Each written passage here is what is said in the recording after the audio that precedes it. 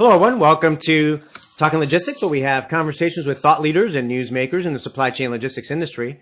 And it's my great pleasure to welcome to today's program Jim Barnes, who is senior managing partner at enVista, and Joe Wilkinson, who is director of transportation sourcing consulting at enVista. And today we're going to talk about don't jump in without a plan: transportation sourcing in an omni-channel world. Obviously, omni-channel fulfillment is one of those hot buzz topics that's generated a lot of conversation over the past couple of years. But certainly a lot of retailers are low on the learning curve, and there's a lot of unintended consequences that are happening, and a lot of that is also having an impact on transportation sourcing and transportation management and execution. So that's some of the things we're going to talk about in today's episode. Before we get started with the conversation, just a reminder for those of you that are joining us live today that if you do have a question for Jim or Joe as we're having our conversation here, you can do so via the submit a question button or via the chat feature. And I'll keep an eye on that. And certainly if it's a good and appropriate question and we have time, I'll try to weave that into the conversation. And if you are joining us as a visitor, you will have to sign in first before you can ask a question. So with that, Jim and Joe, welcome to the program. Adrian, thanks for having us. It's a pleasure. So Jim, let's start more broadly and then talk about transportation sourcing. Like I said in my opening comments here, although there's been a lot of buzz, about omni-channel fulfillment, the past couple of years, the reality is that, a lot of retailers are still low on the learning curve. You get to work with a lot of retailers and have conversations with them. So, the work that you're doing and the conversations you're having with them, what are some of the challenges that they're running into? It's a good question, and I think let me put some context around this first. So when we talk about omni-channel retailing, I'm going to put some context around the type of retailer we're actually consulting for. One, they've got brick and mortar stores, and they've got a significant online presence. So multi-channel, omni-channel, let's put that in terms of context. The challenges they're going through right now is, quite frankly, finding the right cost versus services to balance that one customer, because he or she is shopping in both, obviously, a brick and mortar store, but also shopping online. And again, in what you also see with a lot of retailers are also challenged with omni-channel is that obviously exposing inventory, specifically from shipping from store, pick up at store, ship to store, is causing some challenges. I think first and foremost, as you alluded to in the introduction, Adrian, is you have to have a plan. But I think before you have a plan, you actually have to have an owner. And I think as we consult with a lot of our clients today, there's not a real clear owner of who really owns transportation in this omni-channel environment. I've seen it as much where somebody who actually owns the parcel side and the last mile actually reports into e-commerce. And then I've got a transportation guy who's got a whole either private fleet delivery network, or he's using a combination of dedicated and last mile delivery to the stores. So at the end of the day, first of all, somebody has to own it. But beyond the relationship with the actual carriers, they actually have to own the transportation spend, therefore have a plan. So the things that we're seeing today, quite frankly, is again, how best to actually deliver that last mile to the consumer or delivering to the actual stores, and then having a true transportation plan, knowing what the actual cost consequences are, balanced with actual service. And what we see, unfortunately, a lot of times is that there's not a plan. There basically, as Joe will get into this as well, is that we're sourcing basically what I'm going to call in silos versus looking at a holistic strategy with respect to how to actually source transportation across these multiple channels or these multiple basically delivery points. So that's kind of my 2 cents from that perspective. Yes, it sounds like certainly the historical planning and looking at things in silos is having an impact in omni-channel as well. And I like what you said about who owns this, right? Because I think that's a key question, and I think you illustrated the fact that that there's some diversity there in terms of how companies are approaching this. Joe, anything to add? Any thoughts on that point? No, except to say that the owner at the corporate level, at the entity level, is oftentimes someone that the transportation personnel don't typically interact with. So forming those relationships and getting to know the goals and objectives of one another, and the important factors that each person deals with day in and day out is pretty important as well. And I'll give you, if I could just interject, Adrian, I'll give you a concrete example. I won't name the client, but here's a great example. Their outbound last mile, let's just call it parcel spend, and there's multiple ways to deliver that last mile, is north of $50 million. Okay, it's a big, and that's net, not gross. That's a net spend. If you look at how they're fulfilling today from stores versus this e-commerce, multi-channel, omni-channel world, of that 50%, over 40% of that is actually coming out of stores. Okay, so it's a big nut, and we're talking about $20 million of overall freight coming out of the actual store. But surprisingly, it's less than 20% of the total units. So the conversation is, well, what does their order management and allocation and routing look like to actually take that $20 million and put a dent in it, right? So if you're looking at where the opportunity is, it's not single sourcing from an individual distribution center. The opportunity is that 40% of that spend, in this case $20 million, is coming from, let's say, stores. The challenge is nobody owns that $20 million. The person who owns e-commerce could care less about the $20 million. The person that runs transportation is saying, look, it ain't my budget. I just worry about the relationship. And if they're making really bad inventory deployment decisions, it's not my problem. So you can kind of see the conflict there with respect to not somebody owning the actual transportation spend, but more importantly, having what is the plan in order to basically minimize or to reduce that transportation spend in totality. That's a great example. I think that beautifully illustrates kind of the challenges and perhaps some of the tension in different metrics or drivers of all the people involved in this. So kind of to continue along this line, Jim. So when you compare retailers who are, I guess, struggling the most with omni-channel fulfillment with those that are more successful at it, I mean, what are some of the key differences that you're seeing between those that are more successful versus those that are struggling more? I think it's not only, like we talked about, it's not only having a plan, but it's also having the ability to have a business analyst, a transportation analyst, somebody on the omni-channel side who can actually do the heavy lifting from a data perspective. And building, key word here, building out models, decision-making models that says, if I change the way I do order allocation, the way I change my routing, the way I actually manage my inventory, either forward or reverse, and I take an order and I slice it and dice it in multiple ways, because typically in most omni-channel environments, you're going to be taking an order and it's going to get split into multiple shipments or multiple loads, because obviously you're trying to leverage your enterprise inventory. So building out that model, running it through different what-if analysis to sit there and say, what's the impact to my transportation cost and what's the impact, obviously, to my service, and finding that right balance. I mean, if the customer tolerance time is less than 4 or 5 days, okay, that's a different type of desired outcome than if I've got to compete on service and time. If my competitors are beating me in the marketplace because they're doing same day or next day delivery, then my overall transportation network is obviously going to look differently.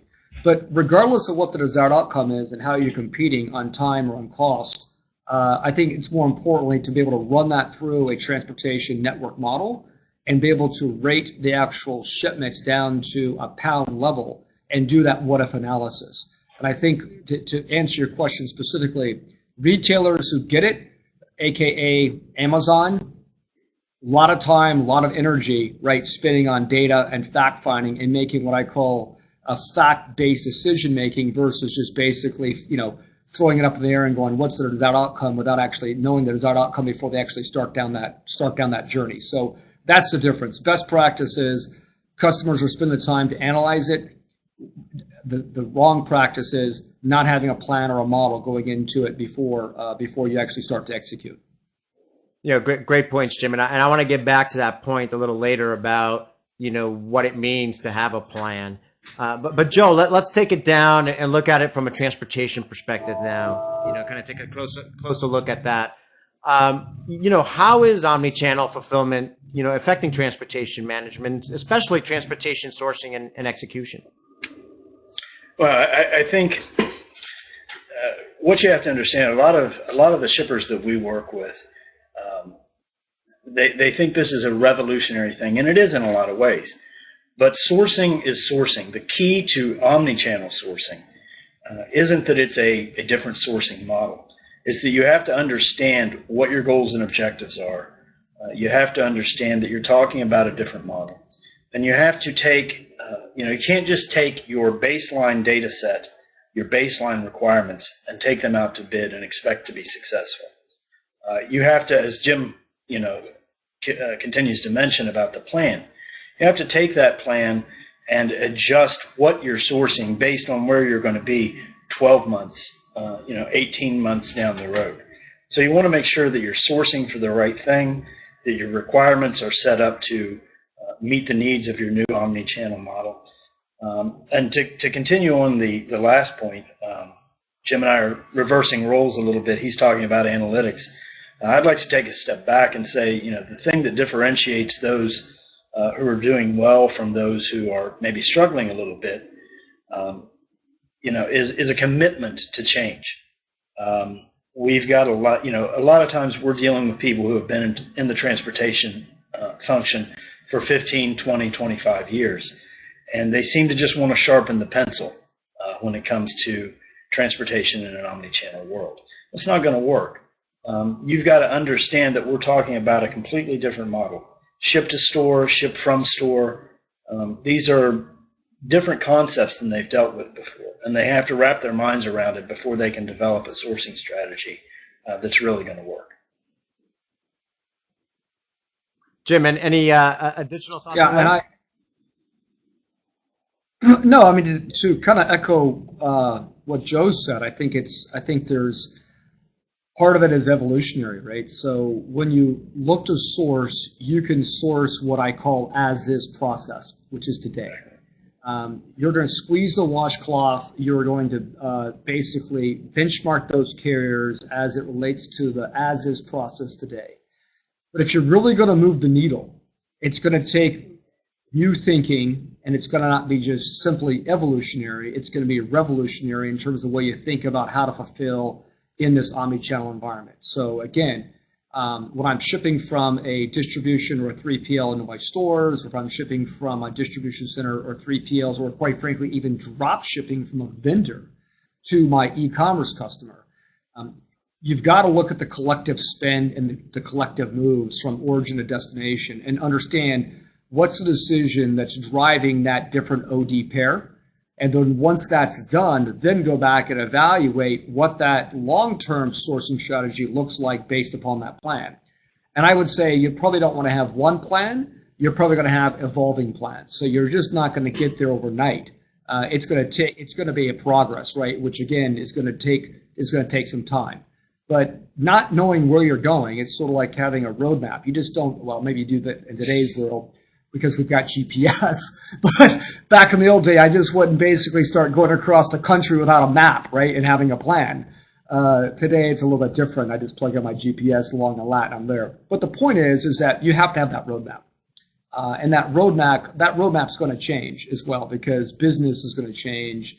There are going to be inflection points that are going to change. When I mean business inflection points, you're going to have a plan, and I try to educate my consultants on this. I go back to my days of manufacturing with dimming, right? And when we basically went through total quality management and TQC and looking at Toyota production systems, I mean, it was all about plan, do, check, act. So you have a plan, you do it, you check what you've done, and then you basically act accordingly.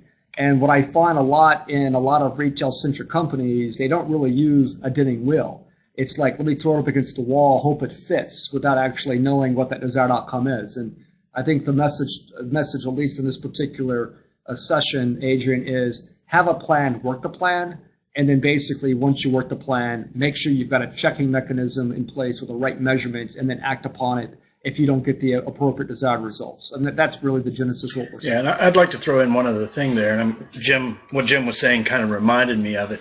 The old paradigm was that you source on a regular basis, be that biannual, annual, whatever. And that's still a part. Oh, looks like we lost Jim. That's still a part of the process. You do have to have those regularly scheduled or at least semi-regularly scheduled sourcing events. But in an omni-channel world, sourcing is going to happen continuously.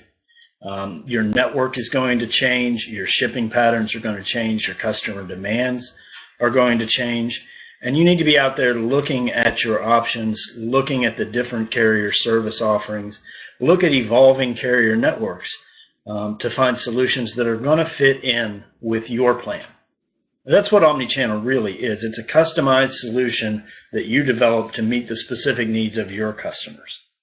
That plan is always going to be evolving, and as a result, your sourcing is always going to be evolving. Yeah, and just one final comment. One final comment. Sorry, Adrian. I think at the end of the day, if the audience could take away one key objective, or at least one key message here, is that the plan is going to change, right? Especially in today's marketplace. I mean, information and customer demands are changing rapidly, right? I mean, what a customer expected 15, even 10, 5 years ago is different than what a customer expects today. But today, transportation in combination with other, this is a key point, with other cross-functional parts of the organization, being merchandise planning, being allocation, being the e-commerce strategy, your chief merchandising officer, being store operations, can't work in a vacuum. It's not like, let's just go do this and then basically go source at the end of the day. The transportation team has to be involved as part of that business strategy, because there can be, and there are, we've seen this, unintended consequences that exist by basically making these decisions in basically at different silos of the organization.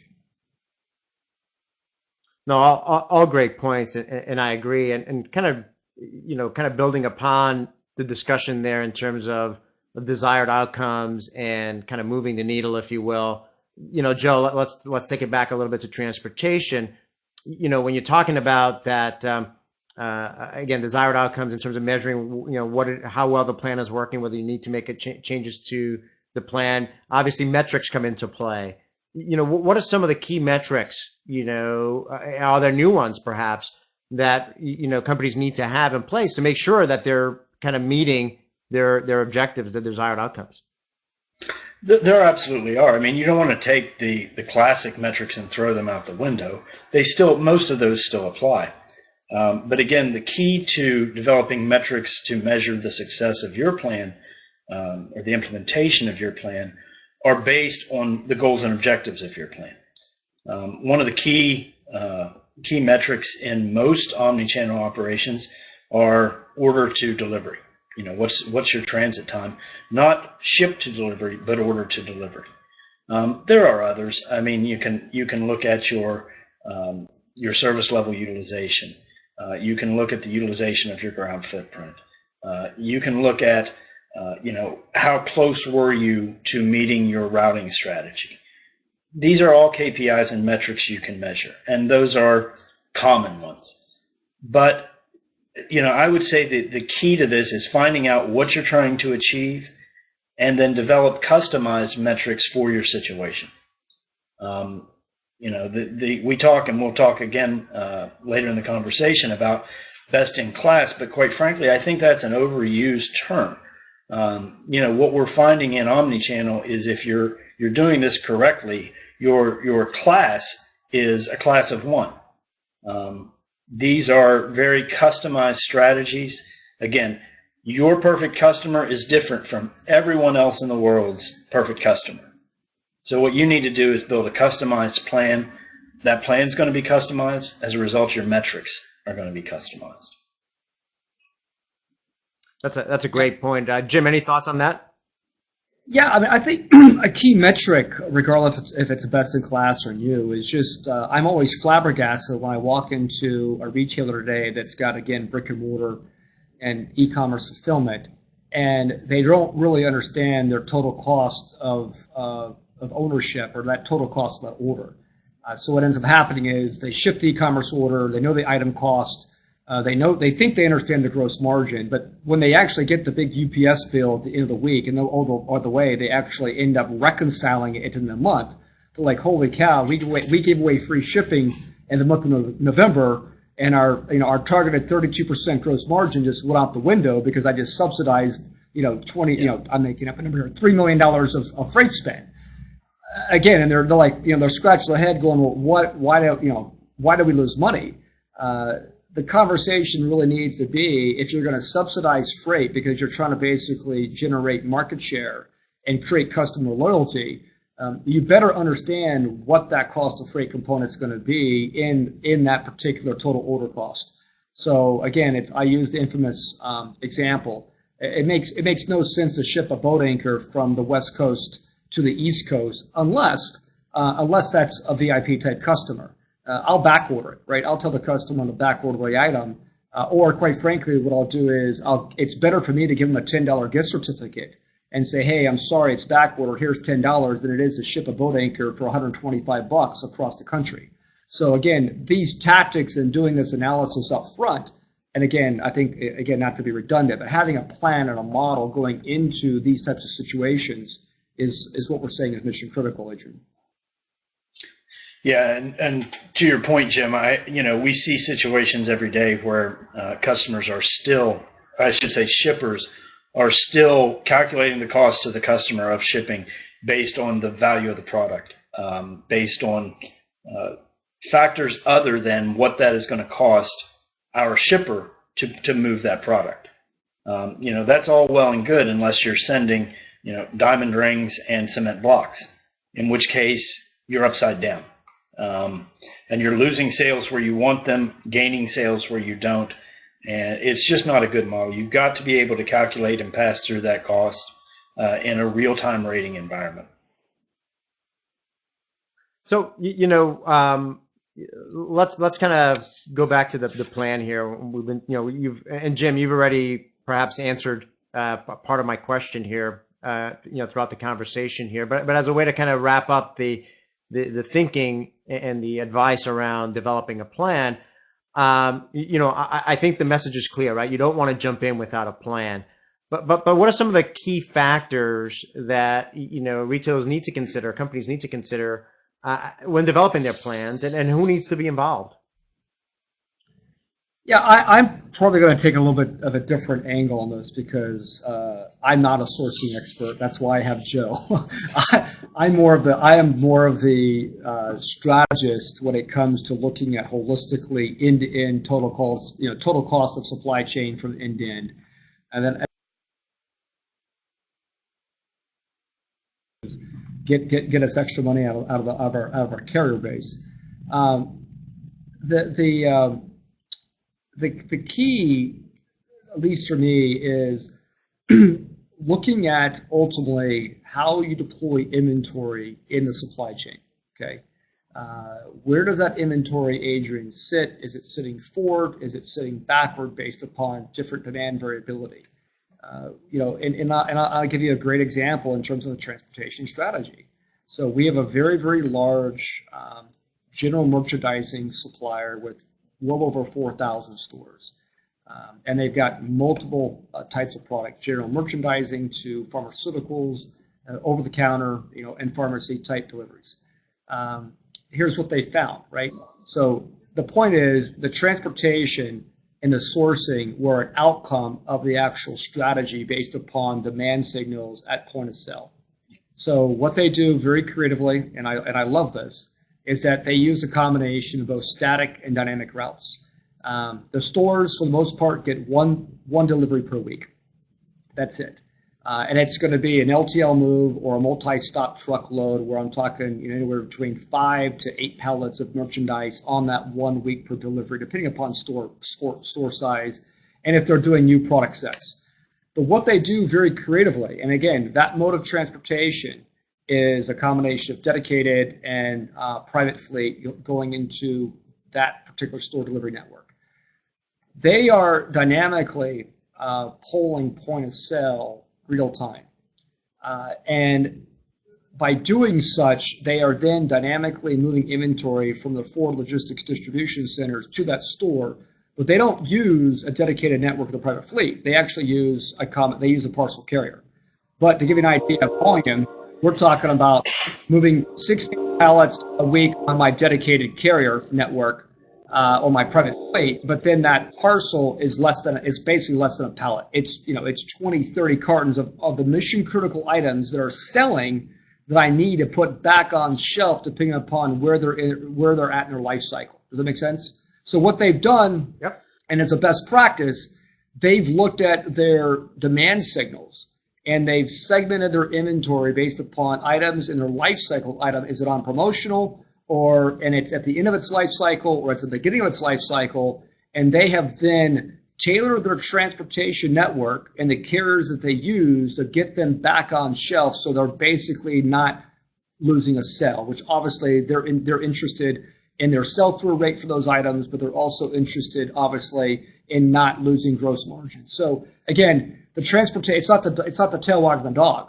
right? It's the business strategy and understanding their customer base drove the transportation strategy to basically mirror what was required from a demand signal perspective. So I think it's just for me, a great call out and what I think best-in-class retailers are starting to do. Transportation is a tool to move inventory from point A to point B, but it's not the only tool in order to service that customer base. And Joe, and that's a great example there in terms of highlighting that. And when you think about, so Joe, I'll ask you this. When you think about, transportation and sourcing, and the transportation aspect of it with this higher level business plan, right? Is there a feedback mechanism, between the two? And how do you balance, and I think you mentioned this earlier, kind of short-term objectives with long-term objectives? Yeah, and we talked about before how you need to determine what you're sourcing for based on where you're going to be 12 months and 18 months. That's fine. That's appropriate.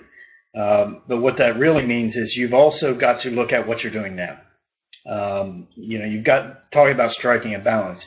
Yes, you have to source for where you're going to be, but there's also where you are now.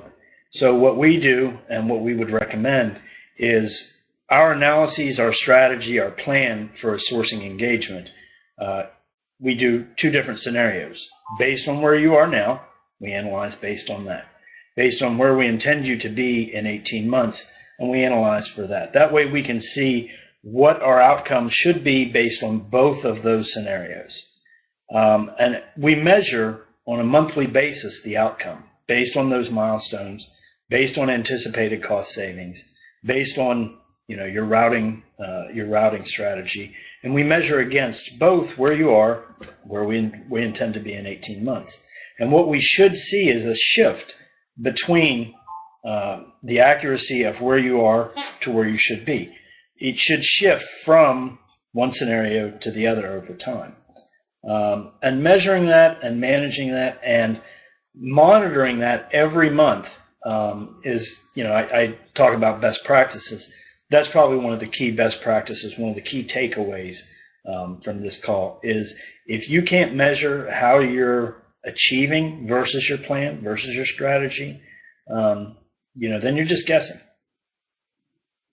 So that's a critical point of it. You've got to be able to measure not just where you are today versus where you were yesterday, but also how are you achieving versus your plan?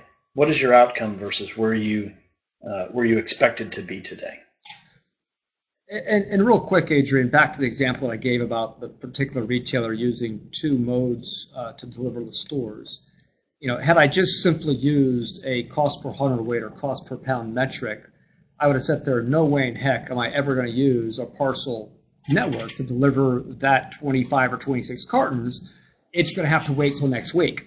But if I start looking at the sell-through rate and the gross margin that I'm making about getting from basically shelf or from dock to stock faster, and I look at those particular products, I'm like, holy cow, the amount of gross margin that I made on basically getting those items back in stock within what I call reaction time or a replenishment time far outweighs the fact that I'm spending more cost per hundredweight. If I only looked at cost per hundredweight, I would have stopped there and said, hey, guys, it's not a good idea. But if you start looking at the total supply chain costs, including the gross margins on the items that I'm making, that's the message here. Then it's a damn good deal, right? As a matter of fact, I can tell you, because we did this analysis for them, the additional gross margin, the additional sell-through that they actually had on these items surpassed the transportation cost by 10 to 1. So it was a no-brainer. But if I just looked at transportation cost alone and did it in a vacuum, I'd have said, no, don't do this. This is not a good strategy because on a cost per hundredweight basis, it's more expensive. So I think it's understanding what the desired outcome is and really understanding what you're solving for. And I'm a little biased. I'm trying to solve for improved comp sales. And if I have to increase transportation costs to drive additional comp sales and improve and protect my gross margin, then I'm going to do it. So I think it's looking at it end to end is the key takeaway here. Yeah, no, I agree. Certainly. Yeah, just to play off that a little bit. Taking that larger perspective, that broader perspective is, putting transportation in that broader context, it sounds like is kind of one of the key, elements there. Joe, sorry, I interrupted you. So what would you like to add there as well? I was just going to say, just to piggyback on what Jim was saying there, if you're doing it right, though, that accepting that higher transportation cost as part of your strategy should be part of that 18-month horizon, and you should be able to measure and account for that as you go forward as well. Great. The other thing is, going back to kind of those short-term and long-term objectives is, one of the things that we're seeing as well, and I think it holds true with Omni-channel, is a lot of time companies look for those short-term wins, where they can realize some savings and use those savings or those benefits to kind of then help fund or justify future rollouts of the broader, Omni-channel the strategy or initiatives that they have in place. Is that something you see as well? Yeah, and that's something we often see. It's not always the case, but one strategy that we found to be effective is on the front end of one of these projects, as you're ramping up into an omni-channel strategy, we said that sourcing needs to come after the strategy is in place. However, there really could potentially be an opportunity to do two sourcing efforts. These things don't happen overnight. So what we recommend is an assessment on the front end to see if there's low-hanging fruit, if there's an ability to achieve savings from a sourcing effort, to go out and source based on the way you're doing things today, achieve savings, and then use those savings to fund the omni-channel initiative. These things don't happen at no cost. The initial outlay for those projects has to come from somewhere, and without increasing the budget, this is a good way to fund those types of initiatives. Again, it doesn't happen every time, but that type of initial assessment to see if there's an opportunity to drive cost savings on the front end can be a good way to fund the overall initiative. Yeah, and then you go through the strategy, you go through the planning, you prepare for implementation, then you do another sourcing event. That may be as much as 12 or 18 months after the fact. You do another sourcing event based on your new omni-channel strategy. Great, Jim, did you have something to add? No, I agree with Joe. I mean, we call it, kind of a top-down, a more market intelligence approach. So just actually a project that Joe and I just finished up recently, that's what the customer wanted. They wanted to look at the current processes as they are today, determine if they can move the needle. So the first thing we did is, and this is well over $100 million spend end-to-end from inbound, outbound, and then obviously both we're talking air, ocean, deferred mixed mode, all kinds of transportation modes. We benchmarked them against the database that we have. Also looked at spot market rates and said, hey, look, at the end of the day, given the current process that you have today, you're relatively competitive. Yeah, there are some areas that you can tweak, but if you're going to, beyond this market intelligence type analysis, if you really want to move the needle, it's going to require process changes. It's going to require some policy changes. It's going to require some resource and some talent changes. So If you're open up to breaking some of these policy constraints that you have, improving your resource talent and changing process, then you can open up the opportunity to go well beyond just simple savings, which I would say more tactical savings, and really move the needle based upon these again policy process and resource type policies that you got in place today. So, but I agree with Joe. We do a lot of that market intelligence up front versus going through a complete sourcing type strategy. And every once in a while you do get lucky where you find that gold nugget, but a lot of times, most companies are doing a pretty good job sourcing what I call at a micro level. The bigger opportunity is to looking at a macro level and figure out what is the right sourcing strategy, what's the right carrier balance to actually support your omni-channel environment. So, but yeah, Joe makes a great point.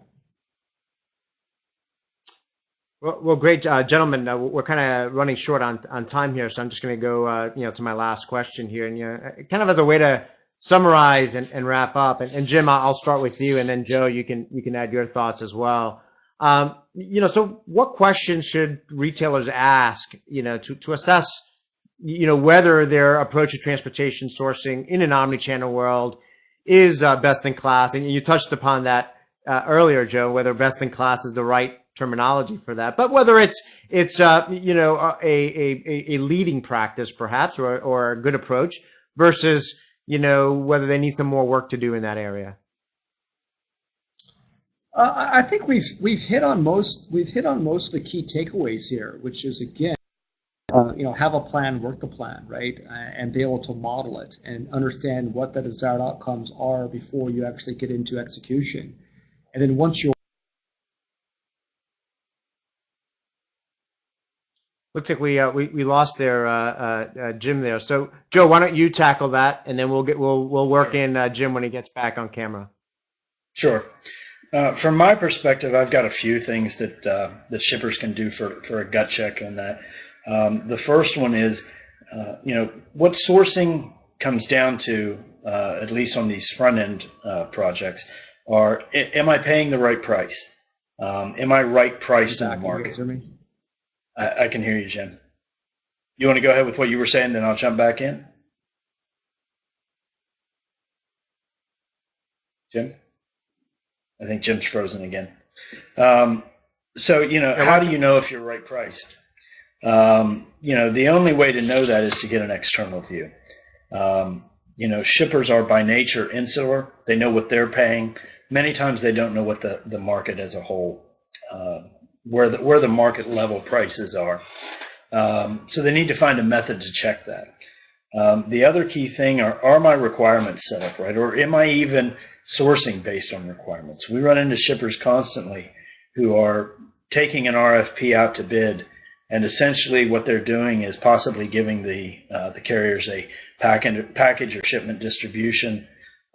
They're possibly providing the percent assets or the percent residential versus commercial, and that's roughly it. Sourcing is partially about that type of data. That lets you kind of figure out, at least if you get a little more detailed than that, the carriers can figure out what their revenue is going to be. What they can't figure out based on that is what's their cost to serve that particular portfolio of business. You've got to define your requirements.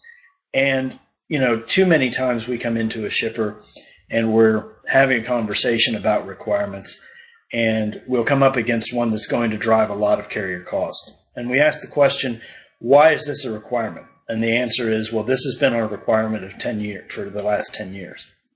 Okay, well, you really haven't answered my question. Why is this a requirement? And, a decent percentage of the time we find out that requirement no longer has any relevance to the goals or objectives of that organization. So you've got to review that and make sure that your requirements are aligned with your goals and objectives. In the interest of time, I'll kind of stop there and let Jim carry the ball. But those are 2 points I think can't be overemphasized. Yeah, I mean, sorry, I had some technical difficulties. I apologize. I lost the camera. To wrap up, I'll go back to the dimming wheel, right? Have a plan, work the plan, which is check the plan, and that check is constant review and measurements, and then act upon the plan. if you literally just simply take his PDCA model, apply it to what we're saying here as it relates to omni-channel or just transportation in general, we're going to be a lot better off. I mean, a good concrete example right now. What's going on today with fuel prices, what's going on today with basically ocean containers and additional capacities as they're starting to build bigger steamship lines. Last year, maybe you want to do 100% contract. This year, I'm saying, look at contracts and spot market. If you don't have the ability to look at both spot market and contracts, again, that's something you should be doing. So again, if you don't have the right talent or the right skill sets on the team and the right review mechanism, I'm saying get the right review mechanism. It's something you should be monitoring on a continuous basis. So I mean, that's my 2 cents, Adrian. Great. Well, thank you both. I mean, like I always say at the end of every program, we just managed to scratch the surface on these topics, but I think we both of you provided some great insights and thoughts and ideas, around this topic that I'm sure we're going to continue to see, additional conversation around and additional,